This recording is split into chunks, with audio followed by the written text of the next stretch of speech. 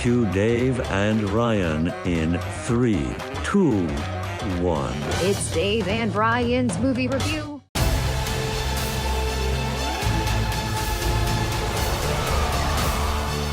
don't know what lies ahead, but we can't leave our children in a world without hope. You're not as bad at this as you think. If you lead, the seven kingdoms will follow.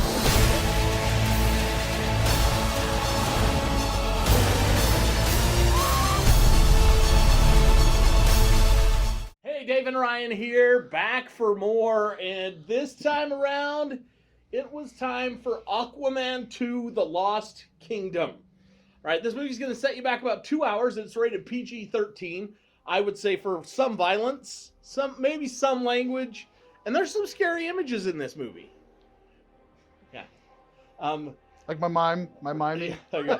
Once again, Jason Momoa is back. Amber Heard is in this one. Yep. For about 10 minutes?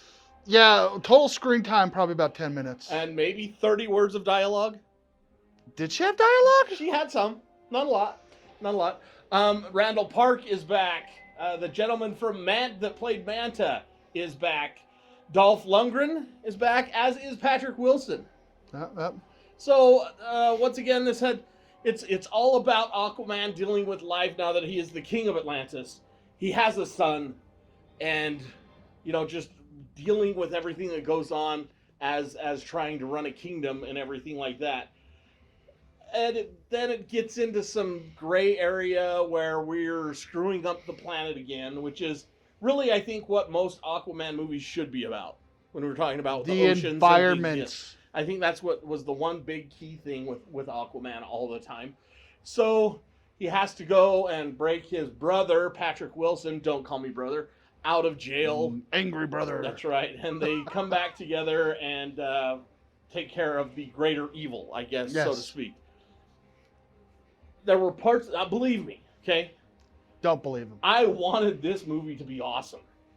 I really did, because it's a superhero movie. And he's a DC fan. And it just didn't do it completely for me. There were parts of this movie that were good, don't get me wrong. Didn't float your boat? Did not float my proverbial boat. But the other thing, too, in the back of my mind the whole time is, this is basically a lame duck movie. It's the last DC EU movie before James Gunn takes over with everything. And so it was like they almost had to make the movie. Yeah. It was already made. We got to put it out, this, that, and the other. So go see it for what it's worth. I gave it three buckets of popcorn out of 5. It's not a terrible movie. It's 2 hours that is pretty fun. There are moments in it that are pretty fun. Yeah. And some of the imagery's in it's pretty good. I'll let you kind of handle that part. So I gave this 2.5 buckets of popcorn. The cinematography, it was great. Always does a great job there. The story overall, it kind of, like we were talking in the theater, it kind of gave me Thor Loki type of vibes. You got the older brother who's like wild and crazy, and then you got the younger serious brother who's just like, Honestly, in fact, he even calls Patrick Wilson Loki at one point in this movie. Yep. But pretty much, the whole story is they have to save the world because it's a superhero movie. Got to save the world. That's what they do. But the acting overall was really good in it. Even Amber Heard did an okay job. Jason Momoa, sorry ladies, he doesn't take his shirt off. He does not, but Patrick Wilson does. Yes. So there's that for you. I'm just saying. I don't think that's going to get people into the theaters, but I just said. But yeah, the CGI in it was just amazing. It's a superhero movie nowadays.